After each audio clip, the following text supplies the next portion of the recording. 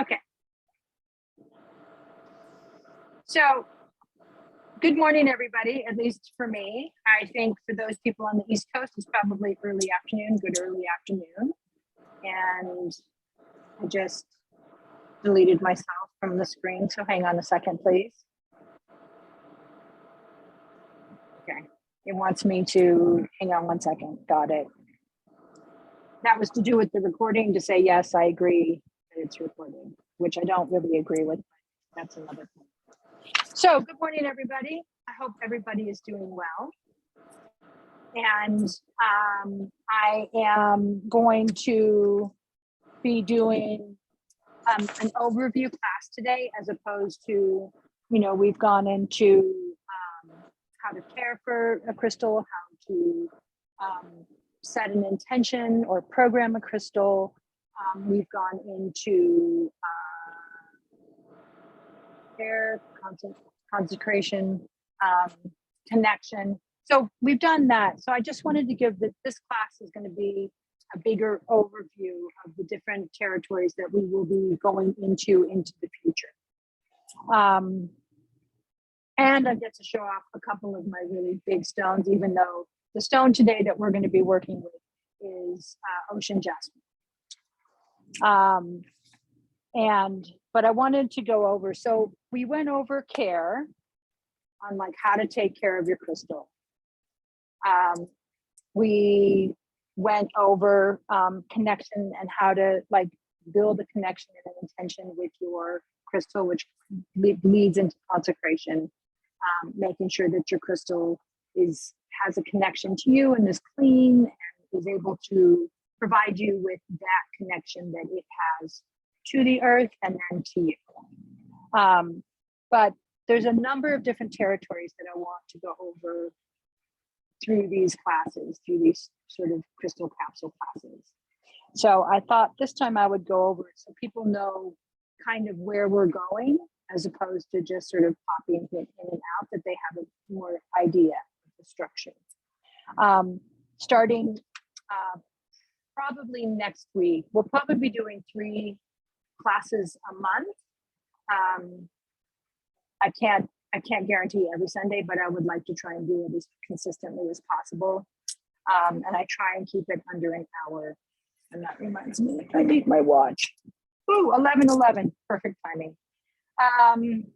So part of what and then I also want people to, like, I'm going to go through what I've put out, but I really want to hear from other people, feedback, questions, things that I can improve on, things that they need more information on, and those kinds of things. So we talked about the care, that sort of basic, when you get a crystal, what to do. And then I want to go into the lattice structure of a crystal. And the lattice structures, I'm just going to list them out. I will be putting up notes. It's going to take a couple weeks, but I will be putting up notes that will have the list. So I'm just going to go through them quickly, which is monoclinic, triclinic, orthorhombic, tetragonal, hexagonal, cubic, which is also known as isometric, and amorphous. Amorphous are not technically crystals. They do not have a crystalline structure. This is like amber, but it is in the cover of crystal work and crystal healing and what we think of as crystals. So the reason I want to go through these, and these are fairly kind of technical, is because the structure and the lattice work of a crystal is where the energy comes in. So when you understand that a stone is hexagonal, it has a certain kind of frequency that all the stones that are hexagonal will have a tendency to have. There are all kinds of other factors. So just remember that along the way. But I think that that's really important. I'm not going to go into the formula because I'm not a chemist. And if you ask me a question, I will not be able to answer at all. And I will not be going into the hardness. The reason to know about hardness is to see if you've got if a crystal is what you think it is or isn't. And harder crystals are obviously more durable. You can tumble them and things like that. But I would, I'm not going to go into that because it's not something that I utilize very often. Actually, I've never utilized it, so I don't utilize it. I don't know, and it doesn't really apply to how I work. The next, after we go through the lattice structure, then we'll be working through color, like black, white, orange, red, orange, yellow, green, blue, indigo, violet, multicolored stones that come in different colors and why they might have some trends and why they might be different. And the color, part of the reason I want to do the lattice structure first is because the color then comes in to the lattice structure, the energy. Now, this lattice structure is proven to have energy. This is old-fashioned watches that are still ticking. They have quartz because of that lattice structure. Kyanite, I brought a nice big piece of kyanite to show everybody because I love it and it's really cool. So this is a nice big massive piece of kyanite, and kyanite is used in spark plugs, which I just think is the cat's meow. I just think that's really cool. And I love those kind of facts when you find out a certain kind of crystal is used for a certain kind of thing. So then we will also go into grids and readings,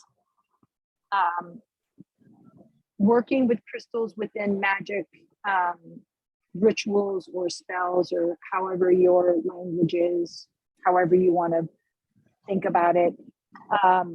But working with crystals within that. Currently, there's a big rage on water bottles with crystals in them. You know, having perfume with crystals in them and stuff like that. And I think that that's great. I am be aware that there are some stones that are toxic. And so be very careful if you get a water bottle to make sure it's either sealed or that you have a, that it's, you know, don't get one with malachite that's just malachite in the bottom, because that will not be healthy for you at all. Just like if you're working with malachite, even if it's tumbled, which means it probably won't have anything, it has some toxicity in the chemical makeup. And so if you're using malachite, I've got a couple pieces of this is malachite and cryosulfure together, but it's not fully tumbled. So after I finish this class, I'll wash my hands because I don't want to like, I don't know, stick my fingers in my mouth and get sick from toxicity. Also, another thing recently I ran into is if you use a lot of what somebody's yeah I like that. Well, somebody's audio over here on the side, it tells you the somebody's audio. Hello. Tires on each one tells 50. Whose audio?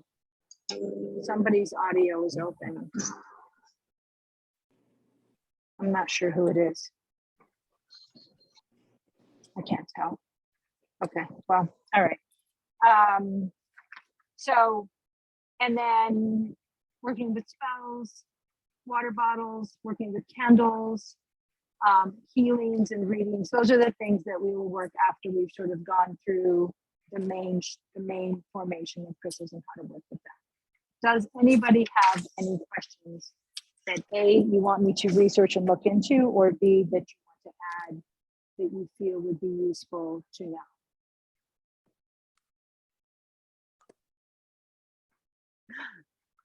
Somebody say something. Does anybody have any questions?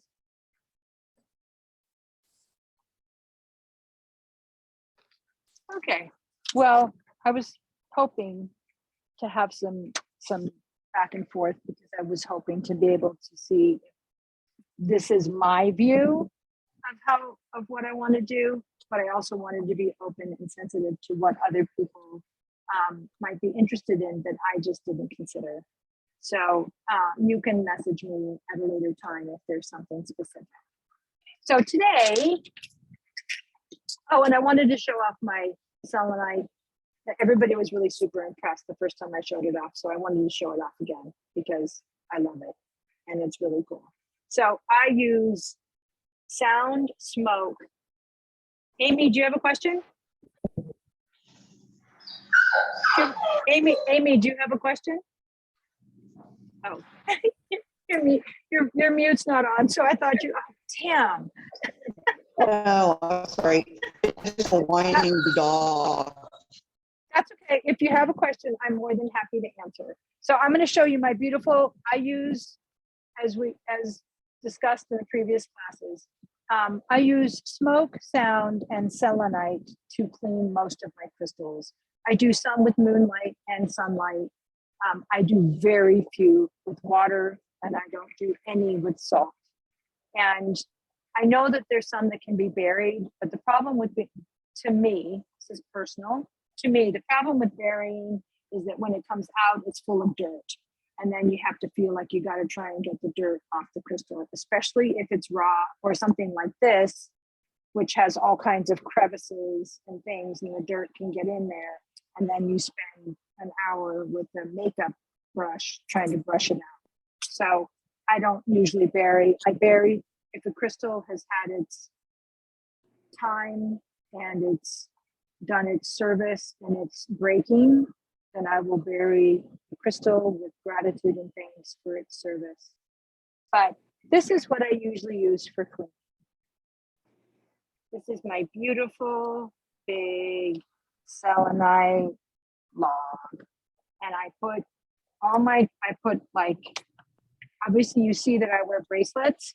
These are for protection and for what's needed, what I feel is needed for the day. I put them on a smaller but long selenite stick. I put my bracelets in between it so they get cleaned every day when I come home.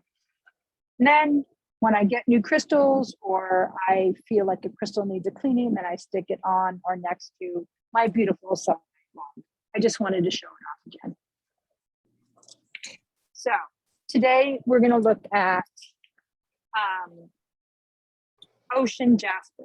So does anybody have any ideas about ocean jasper? Oh, I forgot one thing. And I've said this every class, and I will continue to say this every class. Every book has its own definition of what a crystal is supposed to help with. Some have some threads and some commonalities, and that's how I usually work with what a crystal holds, as well as what I feel from it. I have read some where I'm wondering where they got their information. There are a few people that I follow. They have some really good information. Judy Hall, The Book of Stones, which is like a reference book. Karen Fraser, Neil Pearson. Those are our people who are that I use. But I have a few books where I just wonder where they got their information because it doesn't seem to jive with the trends. Everybody's got different ideas. So what you're getting is my translation and my feel from a stone. The most important thing, as always, and this is true in any part of life and magic and relationships and anything, is you have to trust your instinct. If your gut says this stone is good for this for you, then that's what it's good for. If you don't have an idea, then do some research and look it up and see some trends. Or call me, just kidding. So today we're looking at ocean jasper, and it is a type of chalcedony.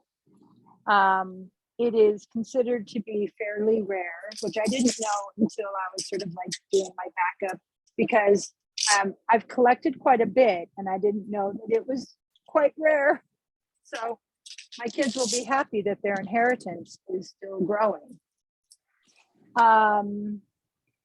So it comes in a whole bunch of, gray, brown, blue. I've seen books say that it comes in green. I've never seen green, and I've also seen that it can come in like a pink or a red. Also, I've never seen that as well.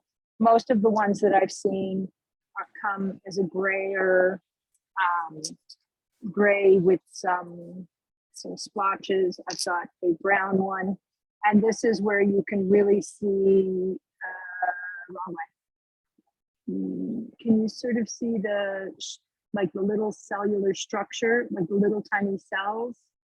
That's one of the ways.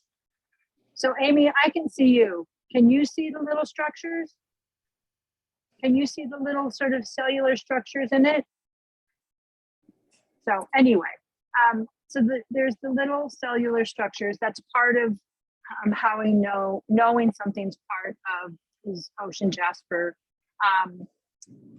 But most of the ones that I have, and that, here's another one with some good, wrong way, with good cellular, where it looks like little cells. You remember when we used to learn them in school? And they would tell you that's oh my God, it just escaped. There's the membrane and there's the nucleus. And anyway, this is what they can look like. Okay, now moving forward, this one actually has some blue. This is really, I don't know, the wrong side of my thing. This one's got some blue in it, which is, oh, it matches my nails. So this one's got some blue. This one's a very soft. I love ocean jasper. It is a super gentle, it just has a super gentle feel to it. And I love that feeling. I have a worry stone that I actually use quite a bit. And so there's some things that this can do that ocean jasper is good for. Because it's part of the ocean and comes from the ocean, it will have a connection to the moon. It's also been known as a moon gem because many of the stones look like the surface of the moon, which is true. A lot of these ones kind of look like what we might think of the surface of the moon. So it is also known as a moon gem. For physical healing, this is good for digestion. It's good for seasickness, which makes sense. And it can also have an impact on the thyroid. Now, when we talk about crystal healing, one must remember that it is complementary. Under no circumstance do we use crystals in place. At least you can use it for yourself, but never recommend someone stop a medication and do crystals instead, because we don't know, certainly, and I work in the medical field, I certainly would not feel comfortable telling someone to use a crystal instead of taking blood pressure medication. So I see the healing that I do with crystals as complementary, as an addition, as a strengthening to whatever that they're facing. So I just want to make that clear. That's my position and my stance, and each person has their own way that they think about it, but I don't recommend using. Yeah. Hello?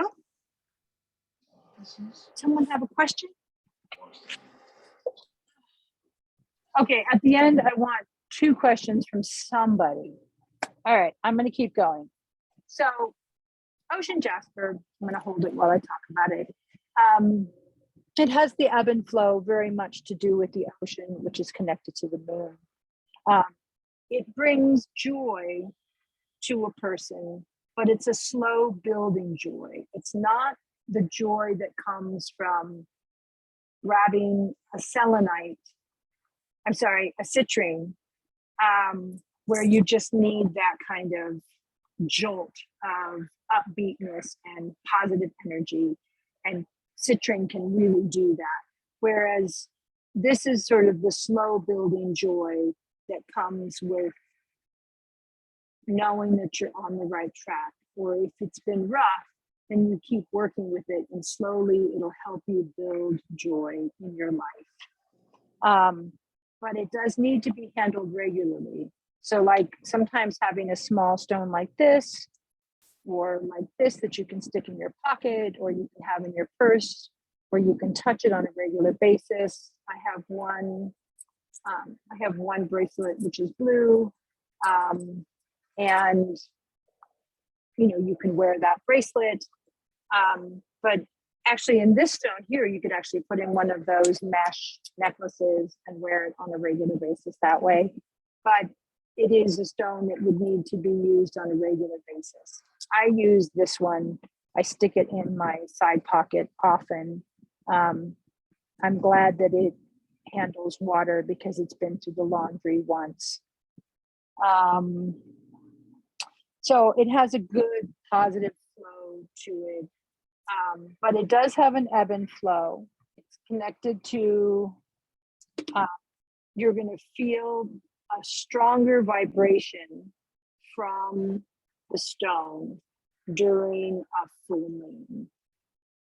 It's going to have a more, because it's going to, just like the ocean is pulled, and the waves come in higher, the tide comes in higher.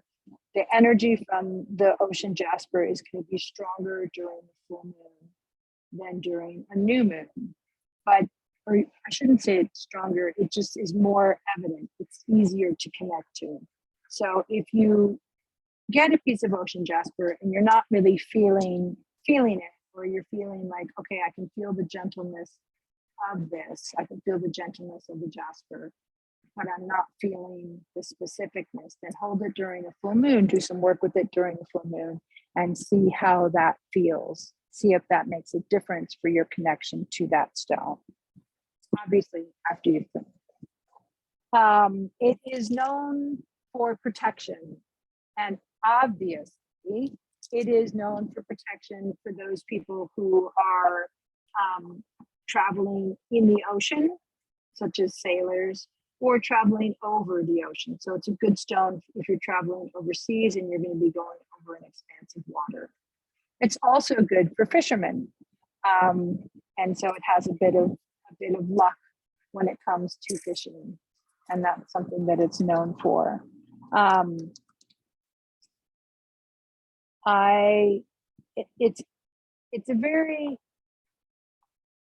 It's not a complicated, I don't know how to explain it. It's not a complicated stone.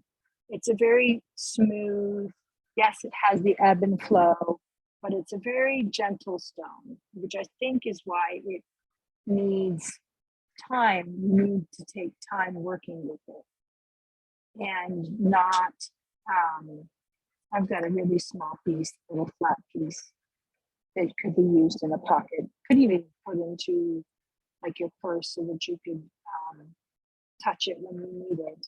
But it is something that needs to be worked with on a regular basis in order to build a connection to it. When you first pick up one, and I've got a big one, when you first pick up a big palm stone, you'll feel the easement that comes with it.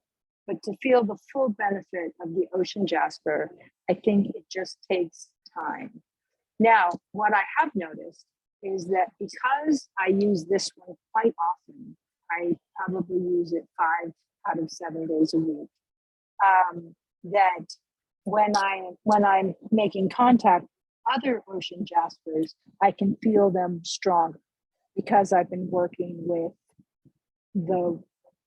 with one stone. So it's not like it's like you're building a connection to the vein of ocean jasper that's in the world. And so when you work with one, then you sort of work with them all. Yeah, so I went 5,000 miles an hour, and now I need some questions. So.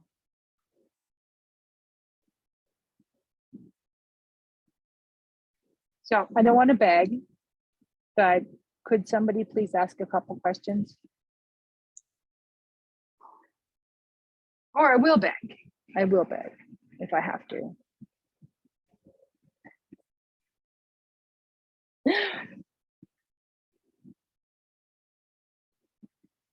So, yeah, the ocean jasper is a fairly simple stone. It doesn't have a huge, complicated, huge in depth. I would use it I use it because it calms me down, but I've been using it for a while.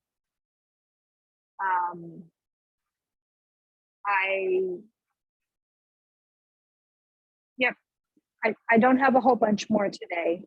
I was hoping for some questions because I wanted to talk about the bigger picture, and that then next time we will be starting on the lattice work. Next time we'll be going straight into monoclinic into this.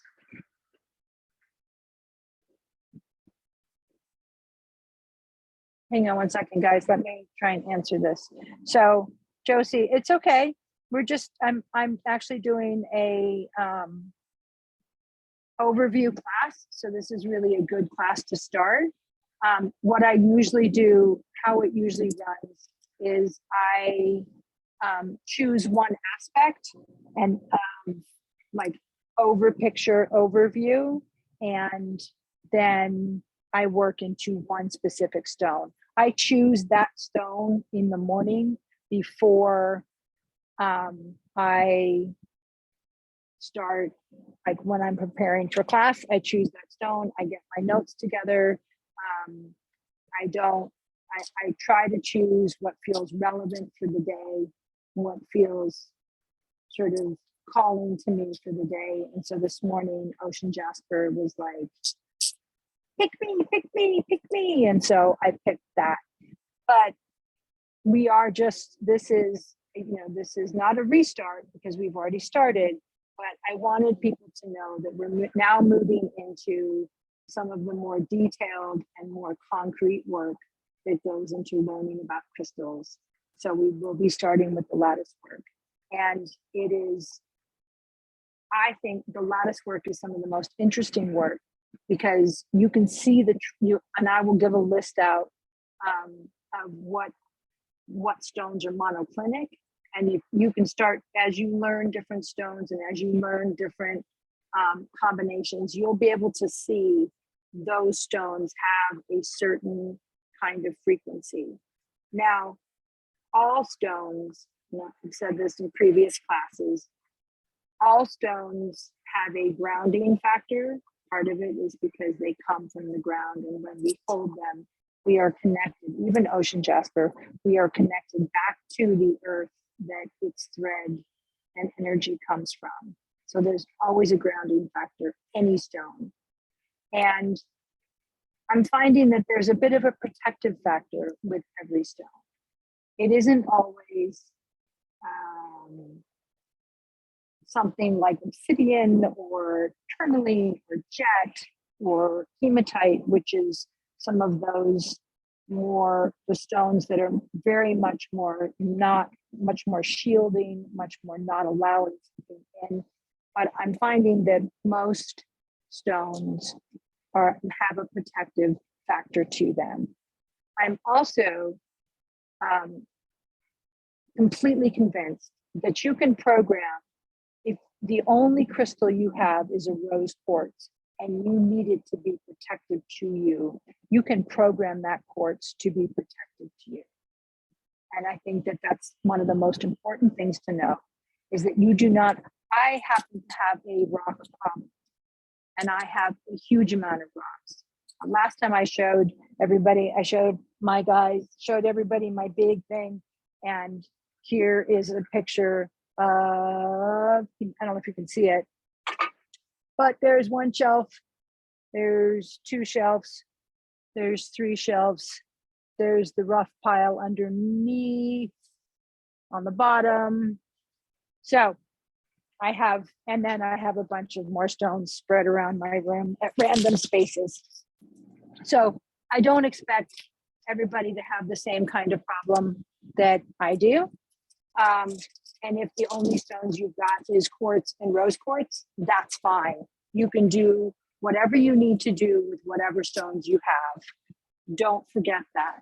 That's really important to remember, that if you are, if you really feel the need for something, or if you're just starting and you don't know what to get, then get the three, get a clear quartz, get a rose quartz, and get an amethyst. And then going from there, go for citrine or carnelian or whatever stone suits your fancy. But the clear quartz, you can program to do anything. You can program a clear quartz to do exactly the same things that an ocean jasper does. But the ocean jasper has its own frequency and its own abilities, which once you connect to them, you are connected to that web of all the ocean jaspers in the world. And you're connected to that, which can then assist. So I don't have any more questions. I think this was a bit of a short class, and that's okay. I need, so 2 questions. Alex, if no one else is going to ask it, you're going to have to ask 2 questions.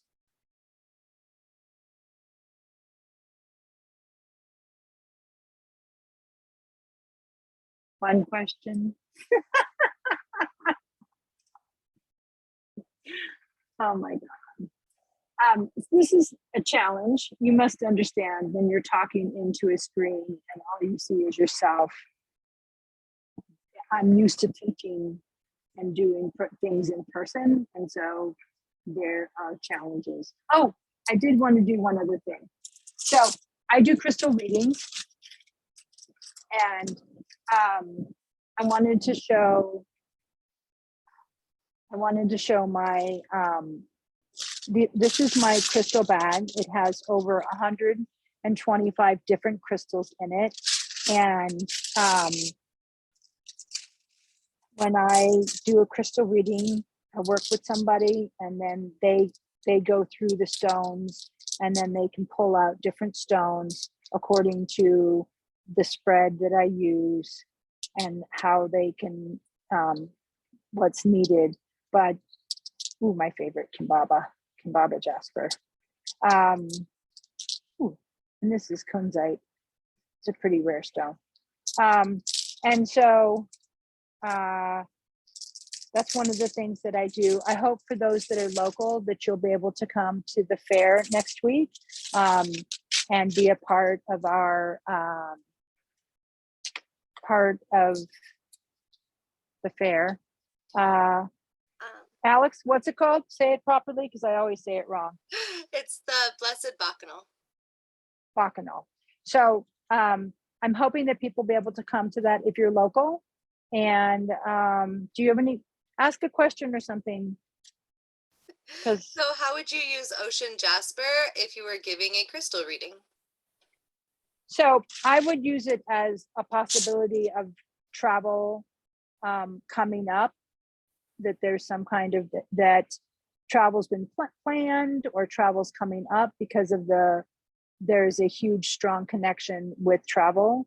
I would also, that's if it was sort of like in the positive things that are working for you. If it showed up in things that you're working up against, I would say that you need more support in making sure that you're staying steady because of the ebb and flow. I probably would say that for both ways. There's the ebb and flow of it, and that you might not be, it might be more jagged, whereas what's needed is to be a bit trying to smooth out those tips. Those, life is an up and down battle, not a battle, but a up and down journey. And that's for everybody. But sometimes it can be jagged.